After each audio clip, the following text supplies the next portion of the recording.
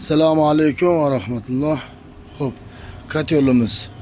Shu shini motori, ko'mir olib kirib ketadigan, maydalab olib kirib ketadigan katyolimiz. Shunimiz yangilik bo'ldi. Bunga shu bu yoqda olib kirib ketadi-da. Bu o'zi asli kichkina mashinalarning dvornigidan qo'yilar edi. Bir yil yangi qo'ydilarmi buni? Bir yilgi sezonda shu ko'mir tiqilib qolganiga ustalar mashinadan qo'yyapti. Bundan qo'ygandan keyin o'zi shu dvornikdan bo'lsa 2,5 kilovat, 3,5 kilovat tusharar edi apparatlarimiz bitta akkumulyator bilan. Hozir bu qo'yilgandan keyin avtomatik 24 lik bo'lib qoldi. U agar u dvornik bo'ladigan bo'lsa kichkina bo'lar edi. Hozir endi 24 lik qilyapmiz, bu shu katta bo'lib qolgani uchun. Mana hozir katyol ishlayapti.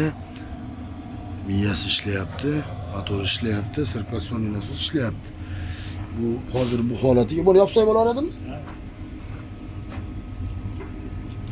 Endi hozir mana hozir 5,5-24 likdan qo'ydik. Akkumulyatorlarning ustanovkalari bo'ldi. Bo'ldi shu holat. Agar ashinisi bo'lmasa 1,5-2 liklar tushaveradi. Dvor bo'lsa ham o'tgan kundan oldingilari bo'lsa ham kichkinaroq tushar edi. Bu katta bo'lib qolgani uchun 24 lik, 5,5 lik, 4,5 ashtaqa har xil tushyapti. Katta bo'lib qolganligi sababli. Mana qo'yib berdik, ishlayapti. Salomat bo'linglar.